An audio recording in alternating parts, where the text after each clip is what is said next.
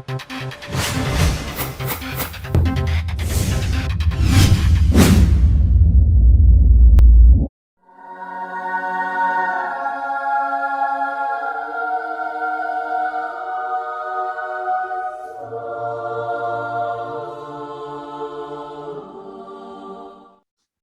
a todos, paz y bendiciones. Vamos a hablar hoy de cuál es el origen de la Biblia. Antes de hablar de la ley de Moisés, necesitaba sentar algunas bases. Así que acompáñame porque va a estar muy interesante. Vamos a hacer una introducción de lo que es la Biblia, la Torá, ¿sí? ¿Qué conceptos tiene usted? Esto es un ejercicio mental para que usted lo haga por sí mismo. ¿Qué concepto tiene usted de este libro que usted ve acá en pantalla? Vamos a poner un poquito la cámara.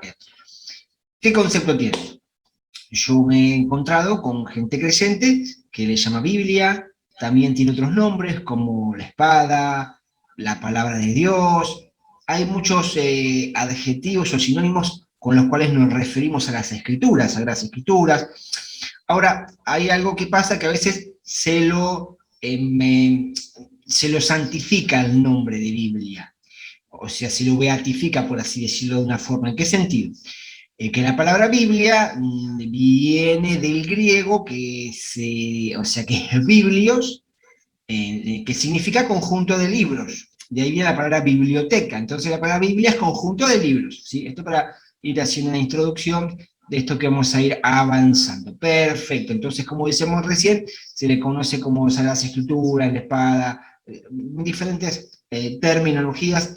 Tenemos dos divisiones en el Pacto Antiguo y el Pacto Renovado. En el Pacto Antiguo tenemos 39 libros y en el Pacto Renovado 27. ¿Por qué yo le digo Pacto Antiguo y Pacto Renovado y no Antiguo Testamento y Nuevo Testamento? Porque el Testamento es alguien que está muerto. Y como estuvimos viendo en los videos, Dios hizo un pacto y los pactos de Dios son eternos. No existe tal cosa como que se abolió el pacto de Dios. Dios tenía un pacto con su pueblo y lo que hizo fue renovarlo. Nunca abolió el pacto. Por eso está mal decir testamento, porque testamento es alguien que está muerto. Lo más adecuado sería, como digo, antiguo pacto, pacto renovado, las besoras, que son las buenas nuevas de salvación. Bueno, entonces, avanzamos. Tenemos 66 libros que comprenden la Biblia. Esto quizás muchos lo sabían, muchos no. En el principio no siempre fue, nunca fue así en papel como lo teníamos. Al principio estaba lo que se llama rollo de instrucción, que es el Sefer Torah. Bueno, no sé si ustedes recuerdan este episodio cuando Jesús fue a la sinagoga, que dice que abrió el rollo y leyó el libro de Isaías. Era un rollo similar a esto. O sea, al principio estaba todo junto, lo que serían los primeros 5 libros de nuestra Biblia, estaba todo junto. Entonces, originalmente, al principio se escribió en piedra. Hay un pasaje en Job 19, 23, 24, que Job relata su aflicción y dice, si se pudiese escribir esta aflicción en piedras. Job es un libro de los más antiguos, si no es el más antiguo de todos, y él dice, si se escribiese su problemática en piedras, ¿no? Entonces vemos como después de la piedra se pasó al papiro, que es del papiro se hacía una planta de ahí de Egipto, que lo sacaban de ahí, después pergamino, después metal, después se utilizó la piel de animal, que son, por ejemplo, como se encontraron los rollos del Qumran, y bueno, después ya en la época más moderna de nosotros, Gutenberg, ya en libro papel, bien, pero bueno, tuvo una evolución, no siempre fue como lo tenemos nosotros en nuestras manos. Entonces, a partir de 1500 es cuando se empieza a dividir en capítulos y en versículos. Antes no tenía, estaba todo junto, no estaba dividido en capítulos ni en versículos, ni siquiera los subtítulos. Por eso a veces bien intencionado, a veces mal intencionado, los títulos que tiene la Biblia condicionan la lectura.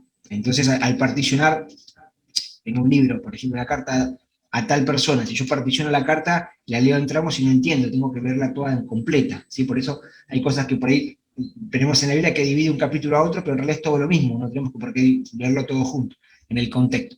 Bien, avanzamos entonces. Humash, otra de las definiciones en la antigüedad, en épocas bíblicas, se le decía Humash. Humash significa 5, y eso viene del hebreo. Entonces son los 5 primeros libros, decía Humash. nosotros estamos más habituados al término Pentateuco, que Pentateuco viene de penta, que es griego, que significa 5. En nuestra Biblia tenemos Génesis, Éxodo, Levítico, Números y Deuteronomio, son nombres griegos, ¿sí? El Humash, como les explicaba recién, que eran los 5 libros, era un solo rollo. Entonces ahí tenemos ya un conflicto en cuanto a la traducción. ¿Por qué? Cuando en la parte bíblica, ¿sí? En la época de Esdras y demás, que dividieron la primera parte de la Biblia, ellos, el nombre que le pusieron fue el primer versículo de cada capítulo. Por ejemplo, el libro de Génesis es Bereshit, que significa en principio. En tu Biblia dice en el principio, pero en el original dice en principio. Ya con esto nos descartaríamos un montón de debates bíblicos cuando se pone a estudiar por qué en el principio de qué, no es en el principio, sino en principio. O sea, como ya partimos de la base que si agarramos el original, hay un montón de debates bíblicos que yo tenemos que descartar porque acá está diciendo otra cosa. Tenemos Shemot, significa nombres, que sería Éxodo, la primera letra del la Biblia, ¿no? Tenemos en Baikra, que es Levítico, dice, y llamó Dios a Moisés. Entonces el libro se llama Baikra, y llamó. Entonces, Bamidbar, en el desierto, y que es números, y Devarim, que es Deuteronomio, las palabras de. Entonces, fíjese cómo el español se pierde el origen original, ¿no? O sea, tenemos Bereshit, orígenes, Éxodo, salida, Levítico, este debe ser de los levitas, dijeron, le pusieron los levitas, Levítico, esto ahí tienen todas las genealogías en números, le pongamos los números porque tienen todas las genealogías, ¿no? En realidad era en el desierto, Bamidbar. Entonces vemos como a veces por ahí no es tan literal como tenemos nosotros en las manos. Bueno, avanzamos. Al principio de todo, la Biblia se escribió en palo hebreo. No sé si alguien conoce cómo es las letras en hebreo. Ese es el hebreo moderno, que se llama el hebreo cuadrado, pero originalmente se escribió en palo hebreo, que tenía todos diferentes simbolitos. Entonces la Torá se puso por escrito con Moisés hace aproximadamente entre 3.400 y 3.500 años. Pues, estuvo la Torá escrita, ¿sí? Primero en piedra, después en papiro y en pergamino, como veníamos hablando. Los simbolitos, esto que es el paleo hebreo, acá vamos a avanzar, hay un consenso, la gran mayoría piensa que el Génesis 1 se escribió en paleo hebreo, ¿sí? Si esto, la mayoría de los estudiosos piensan esto, ven que tienen todos simbolitos, porque toda la Biblia se basa en todo lo que es una cultura agrícola, al principio toda agrícola. Vamos a avanzar un poco, miren acá cómo está, acá se ve un poquito mejor, de cómo era cada letra. Cada letra tiene un símbolo de lo que es la agricultura. Entonces es interesante esto porque, bueno, yo pongo un ejemplo así rápido. Supóngase que yo voy a un restaurante y hay un chino, un estadounidense, un árabe y un español. Entonces están todos en el restaurante y tienen que ir al baño. Si en el baño dice hombre, el chino no va a entender. Pero si pongo un simbolito, se entiende universalmente. Por eso yo pienso que al principio Dios habló de esta forma, con símbolos, y esto tiene una maravilla increíble, hermanos. Miren, por ejemplo, para formar la palabra hijo, es la palabra bet, ¿sí? Y la num. Fíjense que num, estamos hablando de más de 3.400 años atrás, ¿sí? Fíjense qué forma tiene la letra num. Parece un esperma, ¿no? Estamos hablando, el microscopio se inventó hace poco más de 2 siglos, ¿sí? Entonces estamos hablando de algo que se hizo hace más de 3.400 años, hermano, y ya num, que significa semilla, pez, vida, ¿sí? Es la letra num. Entonces el alefato hebreo, ¿sí? Del alef a la tab. Tiene 22 letras el alefato hebreo. Entonces, si yo quiero formar la palabra hijo, es la palabra bet, que es casa, y la palabra num, que es eso, la palabra, o sea, la letra pet. Y num forma la palabra hijo. ¿Y qué me está diciendo ahí? La semilla de la casa, que es el hijo. Ahora, si quiero formar la palabra padre, es ab, abba, ab, es la letra alef, ¿sí? Y acá tenemos la letra alef y la bet. Entonces, si unimos alef, que es buey, fuerza, líder, con bet, que es casa, es el líder de la casa, el padre, el líder de la casa. Y así nos encontramos con una maravilla. Esto no pudo ser casualidad, esto la mente del Supremo que había puesto esto.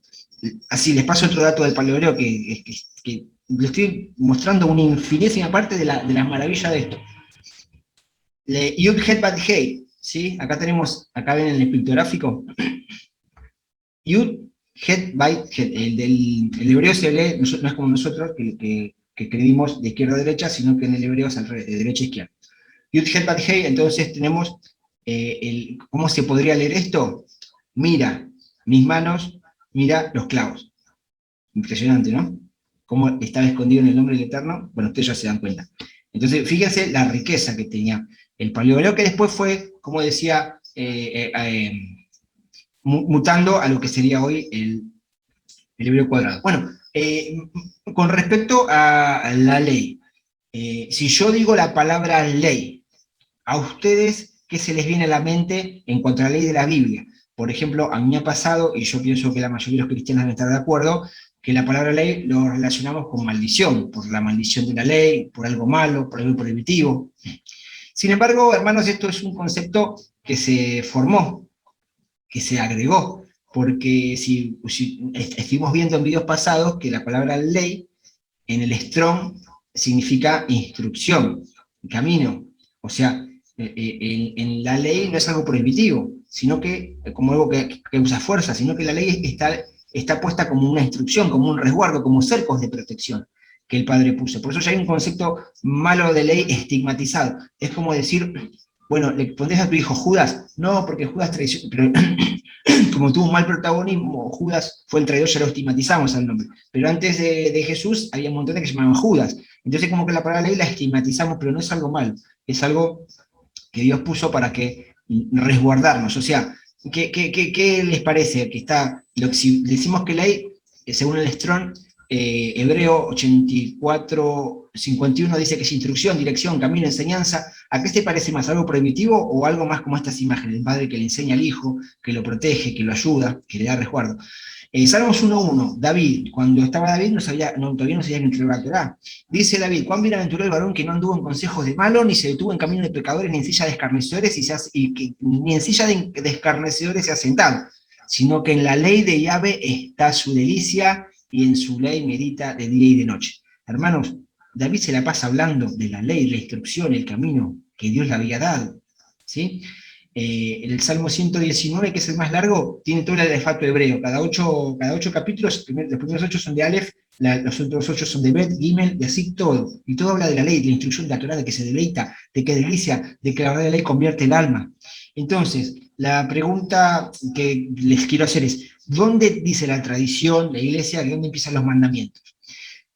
La gran mayoría de los cristianos nos enseñaron que los mandamientos empiezan en el monte Sinaí, cuando se entregó la ley, ¿sí? La ley de Moisés. Entonces, la pregunta es, ¿existían leyes antes del Sinaí?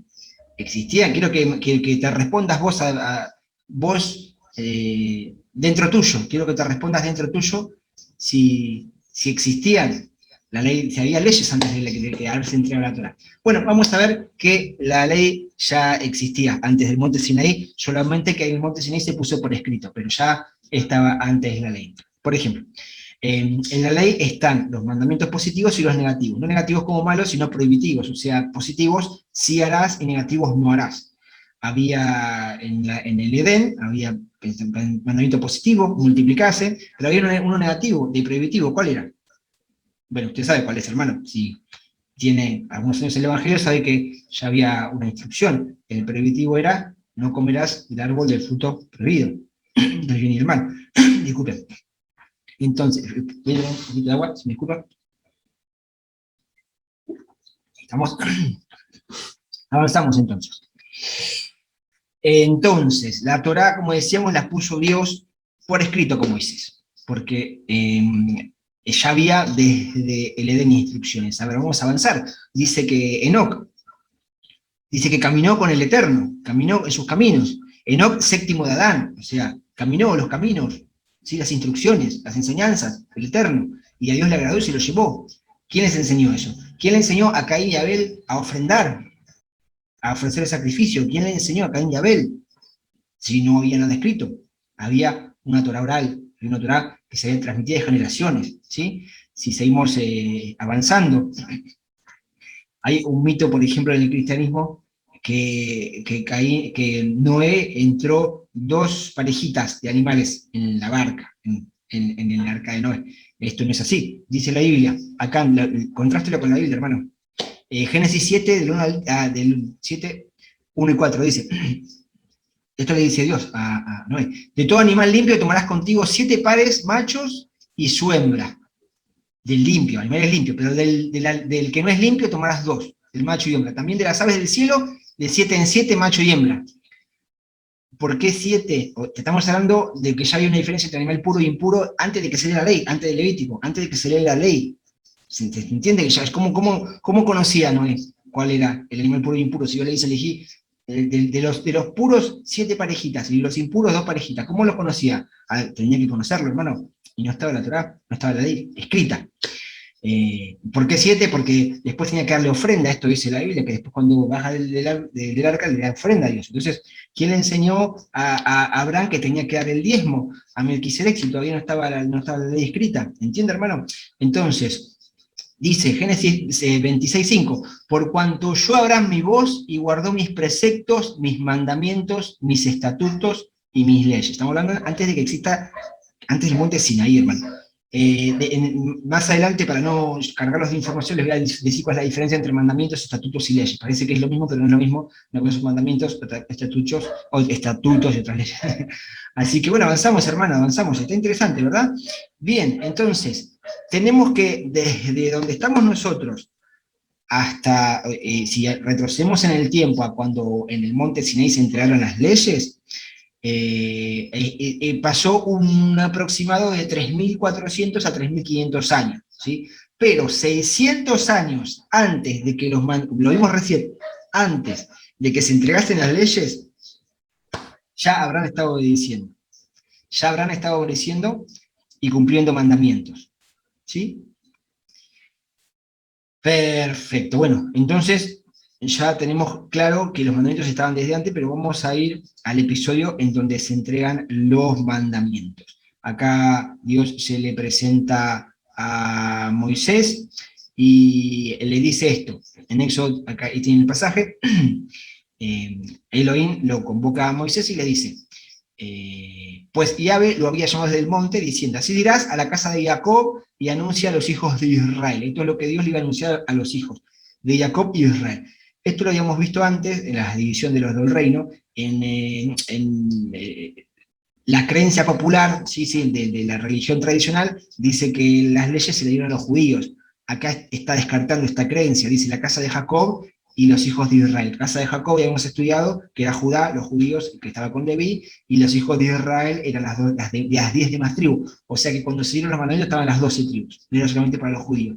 Estaban las 12 tribus presentes cuando Dios dio los mandamientos. Pero vamos a ver algo curioso que pasó, porque si yo digo 10 mandamientos, ustedes lo asocian con la Biblia, pero 10 mandamientos está de título en la Biblia, pero no fueron 10 mandamientos. Se quedó recalculando, espere. Ahora vamos a ver que no fueron 10 mandamientos. Entonces, cuando escucharon esto, dice que entonces Moisés llamó a los ancianos del pueblo y les puso en presencia de todos ellos las palabras de Yahvé que había ordenado, y el pueblo dijo, haremos todo lo que Yahvé nos ha hablado, ¿sí? O sea, Dios los está por convocar y obedecer las palabras que Dios le va a mandar. Bien, entonces, acá tenemos que en versículo 11, Éxodo 19:11 dice, así les da indicaciones el Eterno a Moisés, porque Dios va a hablar con el pueblo, entonces dice así que estén preparados para el tercer día, porque en el tercer día Yahvé descenderá sobre el monte Sinaí ante los ojos de todo el pueblo, y va a descender en el monte para hablar con todo el pueblo. Yo no sé si usted esto lo sabía, pero cuando Dios da los mandamientos hay una fiesta que se llama Shavuot, que es Pentecostés. ¿Por qué Pentecostés? Porque es Shavuot, que es 50, Pentecostés es 50. Porque desde que salieron de la tierra de Egipto hasta que reciben las tablas de Moisés, en el monte Sinaí, pasaron 50 días. Desde que Jesús muere y resucita hasta que llega el Pentecostés, pasaron 50 días. Hermano, estaban celebrando la fiesta de Shavuot cuando cayó el Pentecostés, ya era algo que existía. Es una curiosidad que ahí meto para que después lo investigue, para que vea que todo esto es cronológico, hermano. No hay nada que el Mesías no dejó de cumplir. Y no hay nada que no hable de él. Bien, entonces, bueno, esto hay en la ciencia, ¿sí? En la parte científica, hay unas nubes que se llaman cumulonimbus, ahí está. es muy probable que cuando Dios descendió en el monte haya tenido esta forma la nube, ¿sí? Con rayos, ¿sí? Una nube parecida a esta quizás los israelitas estaban viendo cuando Dios descendió y dio los mandamientos. Esto es un dato de color que quería agregar. Vamos a ir al episodio bíblico. Uno de los mandamientos que le da, por ejemplo, esto de los que nosotros tenemos en la mente que son 10 mandamientos, uno de los mandamientos que le da es este, dice, guardad pues mucho vuestras almas, pues ninguna figura visteis en el día que Jehová habló con vosotros en medio del fuego, para que no os corrompáis y hagáis para vosotros escultura, imagen o figura alguna, esfinge de varón y hembra. Estaba diciendo Dios porque venían de Egipto, que era un pueblo pagano, tenían imágenes, y Dios, se escucharon la voz, pero no vieron ninguna imagen, no vieron nada. Escucharon la voz, truenos, relámpagos, Dios habló, pero ¿por qué? ¿Para qué? Porque el hombre tiende a idolatrar las cosas. Entonces Dios le dijo, fíjense que cuando se les presentó en ese humo que es la gloria de Dios, en esos truenos, que habló con esa voz de trueno, como cuando Jesús lo bautizaban, que viste que salió una voz, Colval, que es una voz del cielo. Entonces dicen, no vieron nada, entonces no se hagan figuras, porque no vieron nada, oyeron voz. Entonces Dios siempre resguardando el pueblo. Quería agregar una de las cosas de los mandamientos que dio. Pero vamos a ver qué fue lo que pasó cuando Dios empezó a nombrar este encuentro que Dios había citado con su pueblo, y Dios empezó a nombrar qué es lo que Él quería hacer. Escuchen esto, ¿sí? Esto es muy interesante. Entonces estamos en Éxodo 20, 18 en adelante. Dice, cuando los israelitas escucharon los truenos y el toque de trompeta, en nuestra Biblia dice trompeta, pero en el original es shofar. Shofar tenemos en el Strong 8643, que es júbilo, alarma, gritos, clamor, aclamación de gozo, grito de guerra, estruendos de trompetas. O sea, la trompeta es un shofar, que cuando lo tocan simboliza esto, es un grito de guerra, de estruendo, de gozo, es una mezcla. Entonces, cuando los israelitas escucharon los truenos y el toque de la trompeta, y vieron los relámpagos y el humo que cubría la montaña, sintieron mucho miedo. ¿Y a quién no le daría miedo eso, hermano? Y se mantuvieron lejos de allí. Luego fueron a decirle a Moisés. O sea, Dios estaba relatando los mandamientos, ¿sí? De repente dijeron los israelitas, no, por favor, basta, no queremos saber nada. Escuchen. Dice, es mejor que seas tú quien nos hable, le dice el pueblo a Moisés. Dinos qué debemos hacer y te obedeceremos. Si Dios nos habla, podríamos morir. Se asustó el pueblo, no quería que Dios siga hablando, hermanos.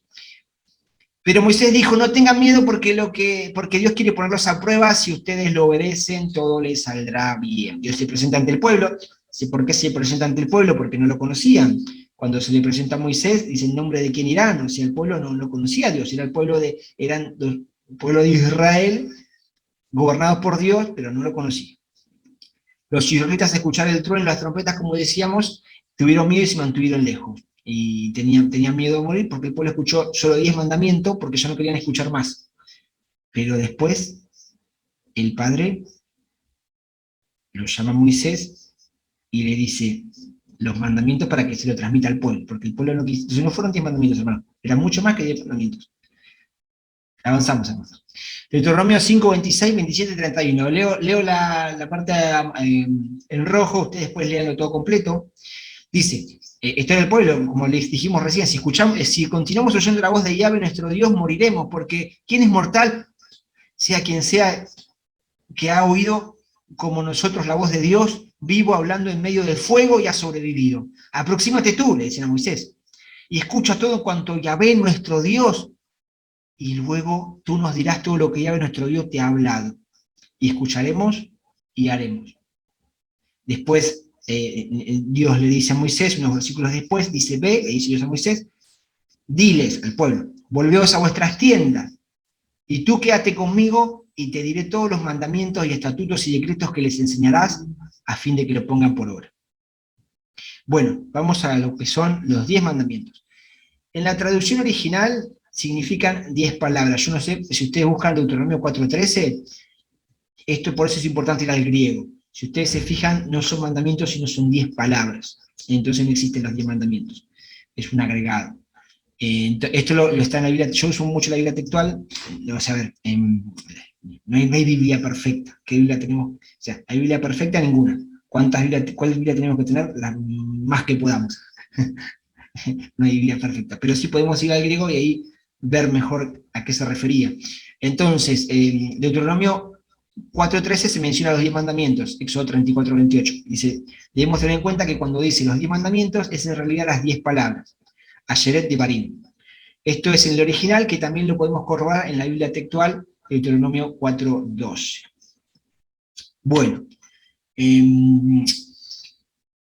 hubo una persona que se llama Rambam en el siglo XIII, él era un erudito también de la palabra, y se puso a contar cuántos mandamientos había, y llegó a la conclusión que había 613 mandamientos. Y al día de hoy, en el mundo judío, se conoce que hay 613 mandamientos. No dice en la Biblia, en ningún lugar dice 613 mandamientos. Esto es alguien que se los puso a contar, y hay 613 mandamientos. Tanto los positivos de sí harás y los negativos como no harás, como venimos mencionando. Pero ¿qué pasa? ¿Hay que obedecer todos los mandamientos estos, hermanos? No. ¿Por qué no? Porque de los 613 mandamientos había mandamientos específicos para hombres, mandamientos específicos para mujeres, mandamientos específicos para levitas, mandamientos para sacerdotes, o sea, había diferente tipo de mandamientos para diferentes rubros que no nos competen todos, no nos abarcan todos, ¿sí? Entonces, bueno, como decíamos, Dios dictó solo 10 palabras al pueblo, pero Moisés dictó más estatutos y decretos para que se los diera al pueblo. Eh, Hay algo interesante, y bueno, ya estamos finalizando, yo sé que podría seguir hablando la parte de Moisés, pero va a ser mucha información, así que prefiero finalizarlo en un ratito, y después la clase que viene ir de lleno con la ley de Moisés y Jesús. Acá vimos un pequeño adelanto de la ley de Moisés, necesitábamos hacer estas aclaraciones que vimos antes, pero yo les quiero hacer esta pregunta, ¿sí? ¿Jesús cumplió todos los mandamientos de la Torá? Entonces, en otras palabras, Yeshua cumplió los 613 mandamientos que enumeró Maimónides. Bueno, acá esto quiero dejar algo claro, porque hay mucha confusión en esto. Jesús cumplió todos los mandamientos, como decíamos recién, que le competen a él. Es decir, él dice que vino a cumplir la ley, los profetas que hablaban sobre él, y no vino a abolir la ley, ¿sí? Entonces, Jesús, por ejemplo, para ponerlo para que se entienda, si yo te preguntase a vos, hermano, ¿Jesús podía entrar al lugar santísimo cuando estaba ahí en vida, en el templo? La mayoría porque me dice, sí, podía entrar al lugar santísimo porque él era el Hijo de Dios, el escogido. No, hermano, no podía entrar al lugar santísimo. Hay normas, hay leyes. En los que podían entrar al lugar santísimo solamente eran los sumos sacerdotes de la línea de Aarón. Jesús era de la línea de Judá. Él después fue sumo sacerdote, pero en el cielo, no en la tierra. Esto lo deja claro Pablo. Entonces, ¿por qué quería hacer esta aclaración? Porque a veces nos da miedo cuando decimos mandamientos, leyes, pero si decimos instrucción ordenada en el original, vemos que son cercos de seguridad que puso el Padre para con nosotros. Algo que pasó, esto es un adelanto que les doy, cuando el pueblo estuvo cautivo en Babilonia, ellos tenían miedo a asimilarse con el pueblo babilonio. Entonces lo que hicieron fue, los mandamientos de Dios que ellos tenían, ponerle más cercos para no quebrantarlos. Entonces, al ponerle más cercos a los cercos, por ejemplo, hay una ley que dice de los levitas que tienen que lavarse las manos, ¿sí? Entonces, cuando vemos a Jesús, dice que se lavaban hasta el codo las manos, entonces habían agregado mandamientos al mandamiento. Entonces Jesús, es una de las cosas de Yeshua, una de las cosas que le reprocha cuando él viene a los que se supone que eran los levitas, que tenían que llevar la palabra, los autores de la ley, y los escribas, les reprocha que agregaron mandamientos de hombre, que esto vamos a verlo un poquito más adelante, que se llama la ley oral, y eso anulaba la palabra, anulaba la Torá escrita, ¿sí? En una ocasión, no sé si ustedes recuerdan el episodio este de Corbán. Corbán era una ofrenda consagrada a Dios, y eso no estaba mal, pero ellos decían que consagraban la ofrenda a Dios con la que tenían que ayudar a los padres. Entonces Jesús decía, ustedes agregan estas leyes, pero quebrantás la otra, que es el primer mandamiento, honrarás a tu padre y a tu madre, ¿sí? O bueno, hay varios ejemplos, o por ejemplo, la Biblia cuando habla del Shabbat dice que se honrara el Shabbat, ¿sí? O sea, no trabajar. Después añadieron ellos otras leyes y decían, no, no trabajar significa que no podés salir de acá, no podés cargar nada. ¿Y Jesús qué hacía? Lo sanó un paralítico en Shabbat y le decía, tomá tu lecho y anda a tu casa. O sea, quebrantaba toda la ley que habían agregado. ¿Se entiende?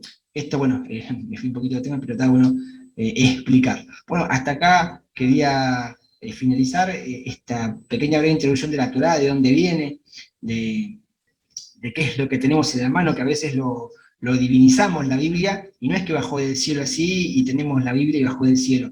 No, no, hubo un montón de cosas que agregaron, que quitaron, después se restauraron, pasaron un montón de cosas hasta que nos llegó la Biblia. Entonces a veces hay que ir al original y tratar de depurarla de todo dogmas y las cosas que nos agregaron. Acá en la clase de hoy, espero que lo hayan disfrutado. Si tienen dudas, consulta, pueden escribir. Validen la información, hermanos, para que después no caigamos en doctrinas que están mezcladas, ¿sí? Todos tenemos el mismo corazón y la misma intención de querer volver al original, de querer volver a cómo eran en la época de Jesús, de cómo fue el mensaje original. Shalom a todos, paz y bendiciones.